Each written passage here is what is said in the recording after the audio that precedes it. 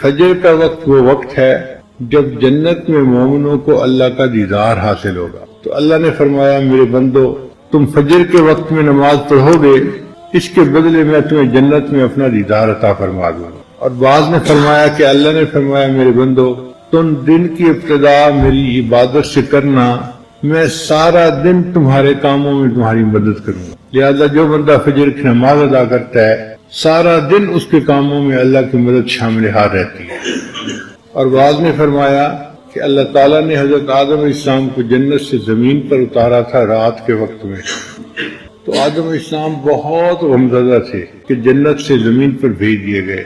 پھر جب صبح کا اجالا ہوا تو ان کو تھوڑی امید لگی کہ میں کسی تاریک خانے میں نہیں آیا، یہاں بھی دن کی روشنی ہے، تو انہوں نے شکرانے کے طور پر اللہ کی نماز ادا کی تھی۔ تو اللہ نے اولاد آدم کے اوپر فجر کی نماز فرض فرما دی کہ تم بھی اگر فجر کی نماز پڑھو گے تو اپنے والد آدم علیہ السلام کی طرح اللہ کی نعمتوں کا شکر ادا کرنے والے بن جاؤ۔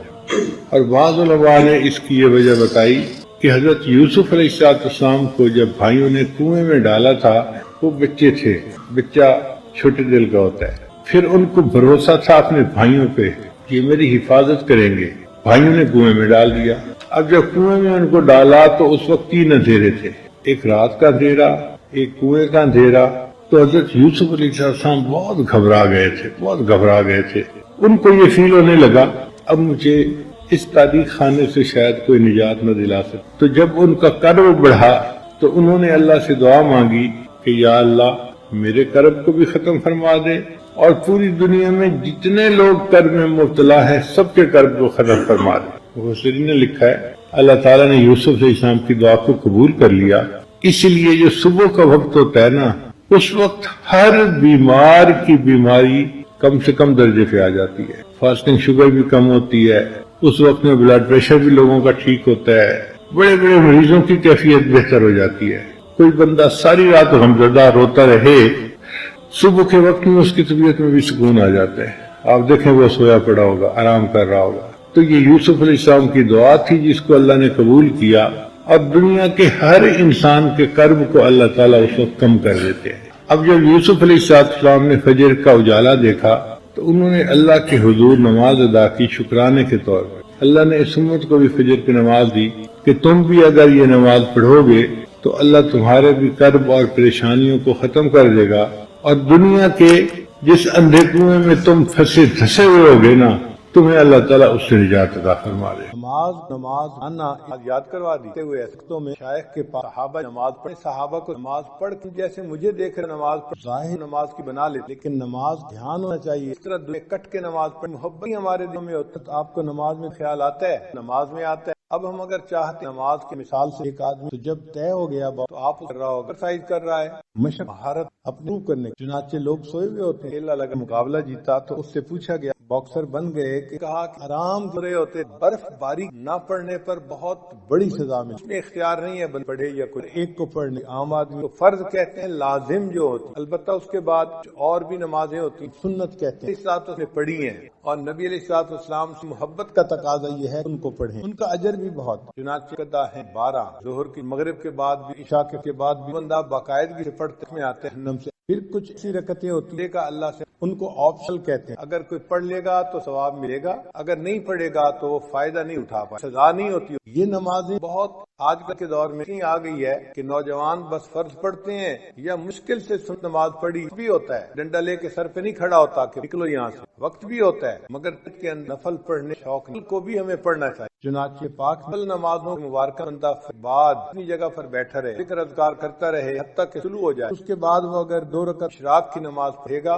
تو اس حج، اور صحابی کہتے ہیں فرمایا 3 دفعہ کہا کہ مکمل حج اور عمرے کا ثواب تھوڑا نہیں ملے گا، مکمل حج مکمل عمرے کا ثواب ملے، کرنا تو اللہ کام ہے، وقت لگتا ہے، یہاں 2 رکعت پہ حج کا ثواب مل، عمرے کا ثواب مل۔ علماء نے بات سمجھائی کہ دیکھو ضابطہ تو ہوتا ہے تو یہ اس مطابق کام کرنے اور رابطہ اس کے تعلق کے اوپر، مثال یوں سمجھیں کہ آپ کے ہاں ایک مزدور کام کرتا تھا اور آپ اس کے 5 ایک دن وہ غم زدہ سا بیٹھا ہوا ہے تو آپ کو کیا ہوا یہ میرے پاس سائل نے شان ہوئی بات کہ آپ کے ساتھ اب آپ ضابطہ یہ تھا کہ پورا دن مزدوری کرنی اور 500 روپیہ کمانے، اور جب مالک سے اس کا رابطہ ہوا تو 2 منٹ کی گفتگو کے بعد اس کو 10,000۔ تو فرض نمازوں پہ انسان کو ضابطے کے مطابق اجر میں بہت زیادہ ہوتا ہے وہ بھی، لیکن جو فرضوں سے آگے بڑھ کے کام کرتا ہے تو اللہ تعالیٰ کو اس پہ پیار آتا ہے، بڑوں کی اللہ تعالیٰ اس خزانوں سے ہیں اور بڑا انعام ہے۔ آپ کے ڈرائیور ہے، دن وہ آپ کے پاس ہمارے گاؤں میں چھتا لگا ہوا تھا، کل ہم نے اتارا، چھوٹی سی کا شہد تھا اور خالص تھا، تو آپ کے اب وہ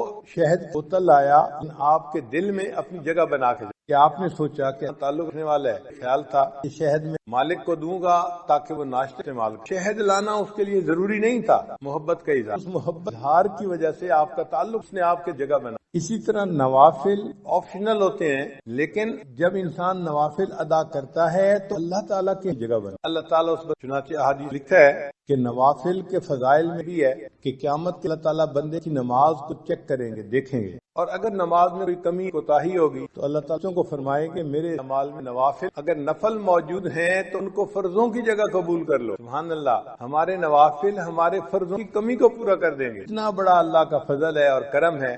ہم باقاعدگی سے اگر پڑھیں تو اللہ تعالیٰ اس لیے ہمارے فرائض کے حساب کو آسان۔ یہ جو نوافل ہے نا، فرائض کا حصار ہے، بندہ نوافل وقت پہ ادا کرتا ہے، فرائض اپنے وقت زیادہ بہتر طریقے سے ادا کرتا ہے، اور اگر نوافل کی کرے گا تو وقت کے ساتھ ساتھ سنن پر عمل کرنے کی کرے گا، اور جو سنن پر سستی کرنے میں عمل کرے گا اللہ تعالیٰ اس کو فرائض سے محروم فرما دیں، اور جو فرائض سے محروم ہو گیا وہ تو نوافل حصار ہیں فرائض۔ ہم دیکھتے ہیں بعض نوجوان باہر ملکوں میں، عرب ملک میں خاص طور پر صرف نماز فرائض پڑھنے کی عادت، چنانچہ آپ جماعت کے ساتھ نماز پڑھیں، شروع میں آپ کے 10 بندے ہوں گے، امام کے اولا سے نوجوان آنے شروع ہو جائیں اور 4 رکعت مکمل ہونے تک مسجد نوجوانوں سے بھر جائے گی۔ اتنے نوجوان نماز کے لیے آئے کہ پوری مسجد جیسے ہی سلام پھیرا وہ نوجوان شروع کر دیں، اور 1 منٹ کے اندر پھر وہی 10-15 بندے نماز پڑھ رہے تھے ہی رہ جائیں گے۔ تو گویا اب نوجوانوں نے فرضوں کو ہی نماز بنا لی، پڑھنے کا شوق نہ رہا، نفل کا ذوق نہیں۔ اس میں پھر ہوتا کیا ہے کہ جو صرف فرض پڑھنے والے ہیں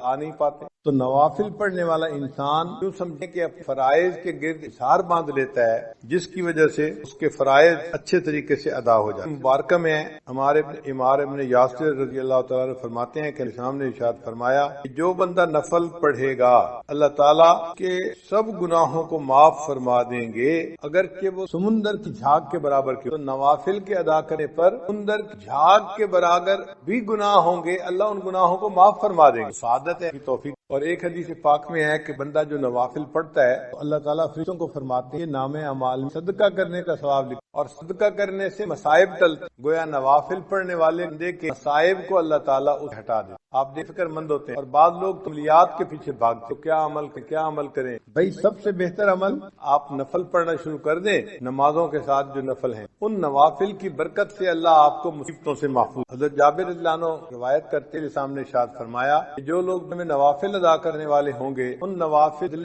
قیامت کے دن بندوں نور عطا کیا جائے۔ قیامت کے دن اندھیرا ہوگا اور ایمان والوں کے سروں کے اوپر نور ہوگا، جیسے ٹارچ ہوتی ہے نا بندے کے ہاتھ میں، اور اس ٹارچ کی روشنی میں وہ قیامت کے دن اندھیرے کا سفر کر رہے ہیں۔ اس وقت منافق ان کو کہیں گے ذرا ہماری بھی توجہ کیے، ہم آپ کے نور سے فائدہ اٹھا لیں۔ قیل ارجعوا وراءکم فلتمسوا نورا، کو کہا جائے گا واپس دنیا میں جاؤ، یہ دنیا میں ملا کر، یعنی ہر اس کا نور کام آئے۔ تو یہ نوافل قیامت کے ہمارے، اب ایک کے ہاتھ میں سیلف کی روشنی، ایک کے ہاتھ میں بیٹری کی روشنی ہے، اور ایک کے ہاتھ میں بلب کی روشنی۔ بلب والا زیادہ خوش ہوگا کہ میری روشنی بہت کافی بھی ہے اور ان کو بھی فائدہ پہنچے۔ جن لوگوں کے ایمان کا نور قیامت کے زیادہ ہوگا وہ قیامت کے دن کا اظہار کر۔ نبی علیہ السلام نے ارشاد فرمایا اس بندے نے فجر کی نماز پڑھی اور پھر وہ سورج طلوع ہونے مسجد میں بیٹھا رہا، پھر اس نے فصلی رکعتین 2 رکعتیں نماز ادا کی، اللہ تعالیٰ جہنم کی آگ اس پر حرام فرما دیں۔ تو قیامت کے دن کا نور بھی ملے گا ان نوافل کی وجہ سے، اور جہنم کی آگ بھی حرام ہو جائے۔ نفل ادا کرنے والے بندے کو اللہ تعالیٰ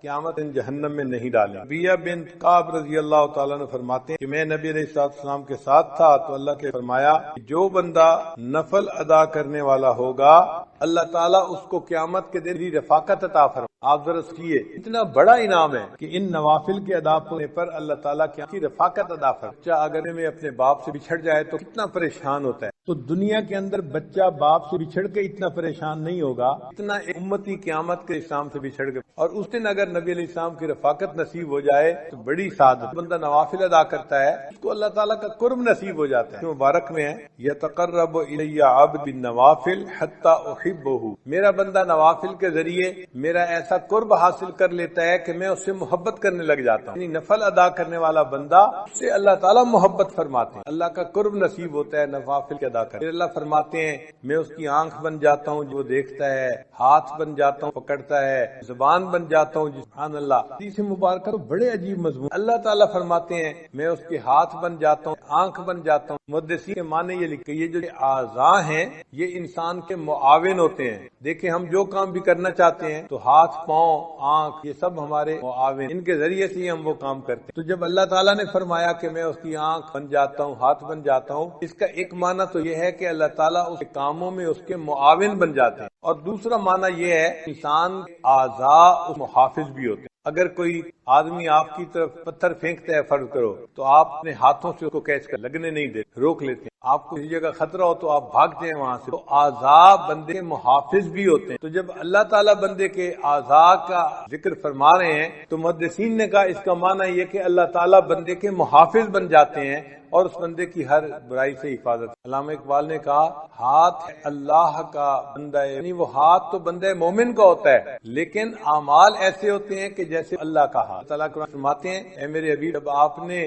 مٹی پھینکی تھی کافروں کی طرف، وما رمیتا اذ رمیتا ولکن اللہ رما، جب آپ نے وہ ریت پھینکی تھی ان کافروں کی طرف، ان کی آنکھوں میں جا کے پڑی تھی، وہ آپ نے نہیں پھینکی تھی، وہ تو اللہ تعالیٰ پھینک رہے تھے۔ تو قرب کا ایک ایسا مقام مل جاتا ہے کہ بندے کا عمل ہوتا ہے لیکن اللہ اس عمل کو اپنی طرف منسوب فرما دیتا ہے۔ اس لیے شاعر نے کہا گفتہ اللہ بود گرچہ میں عبد اللہ بود، اگرچہ وہ بندے کے حلق سے بات نکلتی ہے لیکن اس بندے کی بات ایسے ہوتی ہے جیسے اللہ کی بات ہوتی ہے، اللہ ان کی زبان کی بات کو پورا فرما دے۔ اور یہ تو ہم نے بھی اپنی زندگی میں مشاہدہ کیا، بعض میں رہ کر اسے بات نکل جاتی تھی۔ اللہ انسان کو قرب الہی کا ایسا مقام مل جاتا ہے ان نوافل کے ادا کرنے۔ اور ایک حدیث پاک میں ہے حضرت عقبہ بن عامر اللہ عنہ اس کی روایت کرتے ہیں کہ جو بندہ ان کے شروع میں چند نوافل ادا کر لیتا ہے اللہ تعالیٰ پورے دن کے کاموں میں کفالت فرماتے ہیں۔ یہ دیکھیں کتنی بڑی بات ہے، پورے دن کے کاموں میں اللہ اس کفالت فرماتے ہیں۔ ان کے شروع میں نماز پڑھ لیتے ہیں نوافل، اللہ اس کے کفیل بن جاتے ہیں۔ اللہ جب کفیل بن جائیں تو پھر کاموں میں مشکل نہیں رہتی۔ اور ایک حدیث ہے، امید ہے آپ اس کو دل کے کانوں سنیں گے۔ اللہ تعالیٰ ارشاد فرماتے ہیں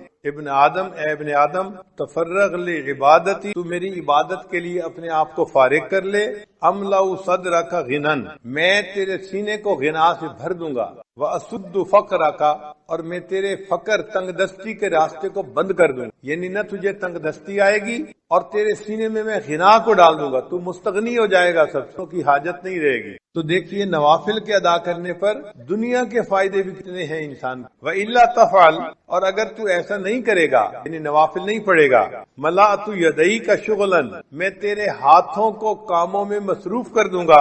اور واقعی آج ہاتھ کاموں میں ایسے مصروف ہیں، ایک کام ختم نہیں ہوتا دوسرا اوپر، دوسرا ختم نہیں ہوتا تیسرا اوپر سے، تیسرا ختم نہیں ہوتا چوتھا اوپر سے، اسائنمنٹس کے بعد اسائنمنٹ۔ اللہ نے اس بندے کے ہاتھوں کو کاموں کر دی۔ وَلَمْ أَسُدَّ فَقْرَكَ، اور میں تیرے فقر کے راستے کو تنگ جو ہے بند بھی نہیں کروں۔ چنانچہ کاروبار بھی ہوتا ہے اور پیسے سے ٹائٹ بھی ہوتے ہیں، اس کا قرضہ دینا ہے، اس کا قرضہ دینا ہے، اور جی 5 کنٹینر ادھر پھنس گئے، 2 کنٹینر ادھر پھنس گئے، اب مصیبت میں پڑے ہوئے ہیں اور مانگنے والے تنگ کر رہے ہیں۔ ہونے کے باوجود یہ بندہ پریشان ہوتا، اللہ اس کے تنگ دستی کے راستے کو بند نہیں کرتے۔ تو نوافل پڑھنے کا دیکھو یہ کتنا بڑا اجر ہے کہ اللہ تعالیٰ بندے کو غنا عطا فرما دیتے ہیں دل کا، اور دوسرا فقر کے راستے کو اللہ اس کے لیے بند کر دیتے۔ ان نوافل میں سب سے اہم نوافل ہیں وہ ہیں فقہا نے فرض نمازوں میں نوافل کہے ہیں نا، ظہر کی نماز پڑھی تو آپ نے 4 رکعت سنت پہلے پڑھی، پھر 4 رکعت فرض پڑھے، پھر 2 رکعت سنت پڑھی، اس کے بعد 2 رکعت نفل بھی ہیں۔ تو سب سے پہلا کام یہ کریں کہ نمازوں کو مکمل طور پہ پڑھنا شروع کریں۔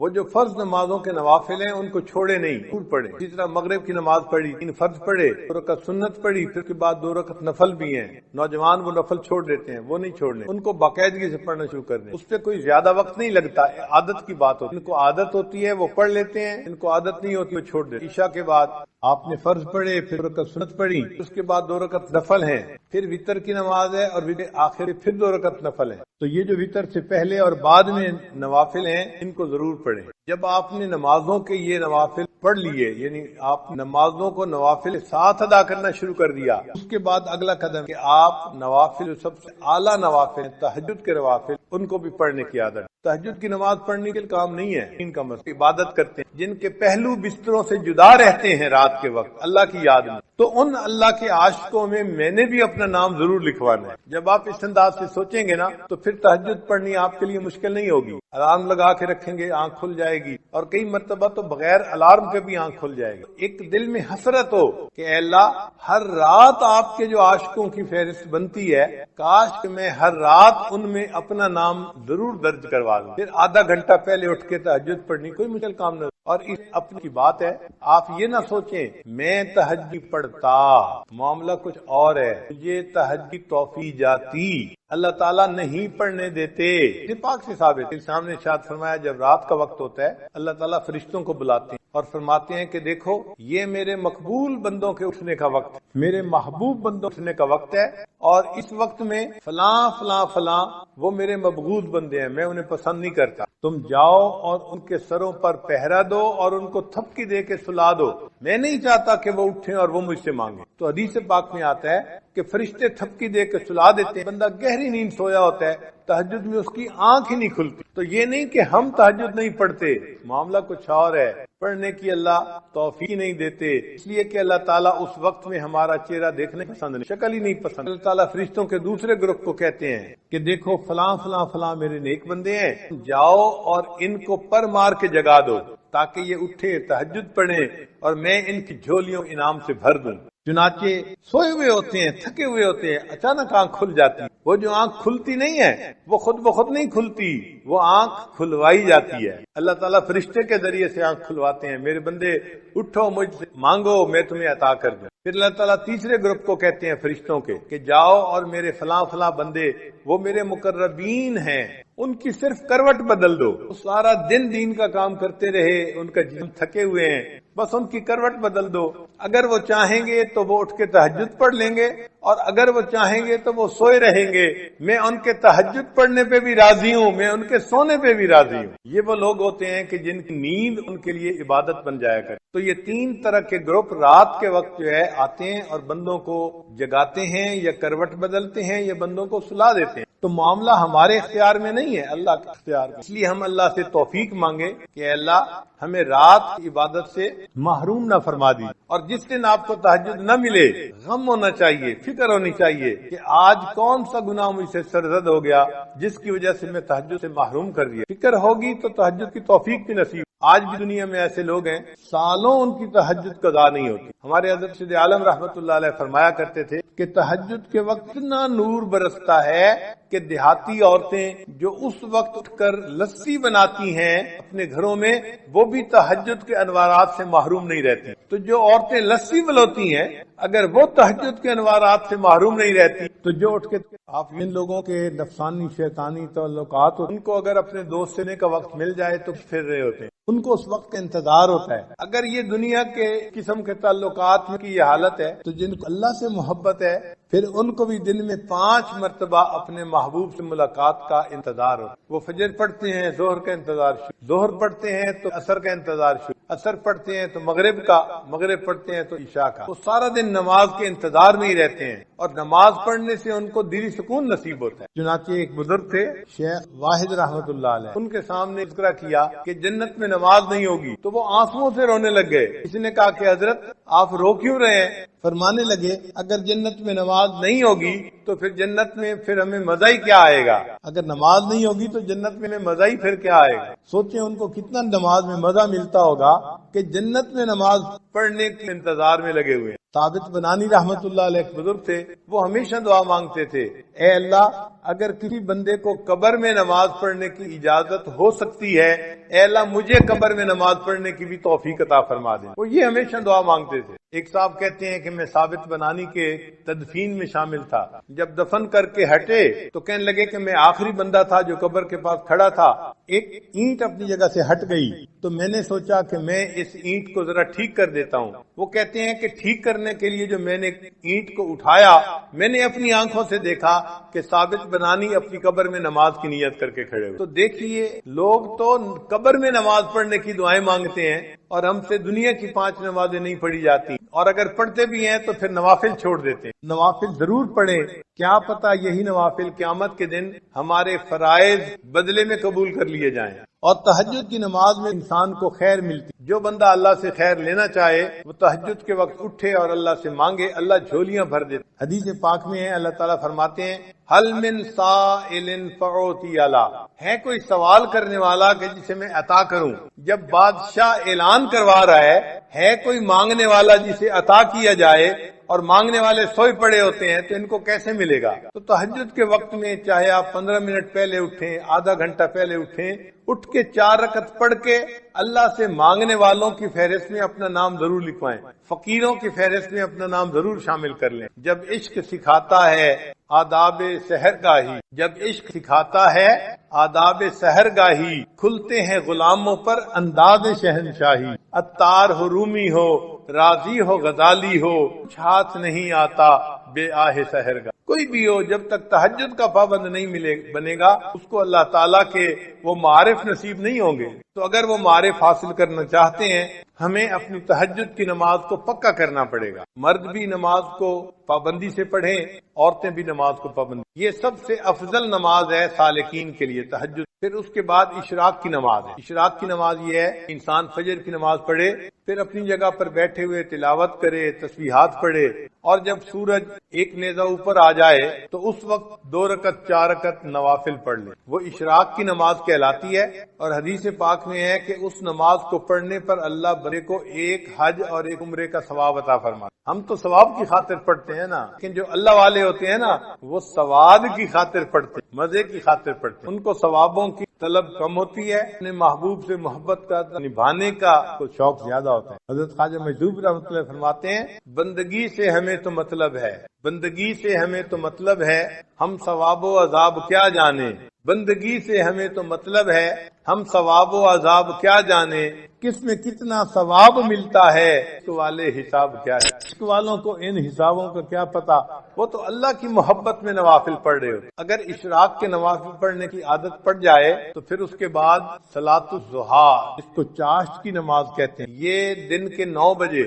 جب سورج اتنا اوپر آ جاتا ہے کہ زمین گرم ہوتی ہے، ننگا پاؤں رکھنے سے پاؤں جلنے شروع ہو جاتے ہیں، اس وقت سے یہ ٹائم شروع ہوتا ہے اور پھر زوال سے 1 گھنٹہ پہلے تک یہ رہتا ہے۔ اس کو صلاۃ چاشت کہتے ہیں۔ یہ اگر 2 رکعت بھی پڑھ لیں تو بہت اچھا، ورنہ 12 رکعت تک پڑھ سکتے ہیں۔ اس میں اللہ نے روزی کی برکت رکھی ہوئی ہے، چنانچہ جو بندہ چاشت کی نماز پڑھتا ہے اللہ تعالیٰ اس کو برکت والی روزی عطا فرما دے۔ اب بہت سارے لوگ اپنے دفتروں کی وجہ سے یہ لمبی نماز تو نہیں پڑھ سکتے، مگر کم از کم 2 رکعت تو پڑھنی چاہیے، انٹری تو ہو جانی چاہیے۔ بلکہ فقہا نے تو یہاں تک لکھا ہے کہ اگر یہ بندہ دفتر میں اتنا مصروف ہو جاتا ہے کہ وہاں اس کے لیے نفل پڑھنا ممکن نہیں ہوتا تو اشراق کے وقت میں 2 رکعت نفل اشراق کی نیت سے پڑھ لے اور 2 رکعت نفل چاشت کی نیت سے پڑھ لے، اللہ اس کو بھی قبول فرما لے۔ اشراق اور چاشت تو اس طرح ہو گئی۔ پھر اس کے بعد تیسری نماز ہے، اس کو صلاۃ اوابین کہتے ہیں، وہ مغرب کے بعد 6 رکعت پڑھنی ہوتی ہے، مغرب اور عشاء کے درمیان۔ کوئی مشکل نہیں، اگر انسان ہمت کر لے تو پڑھ سکتا ہے۔ 6 رکعت نفل پڑھنے پہ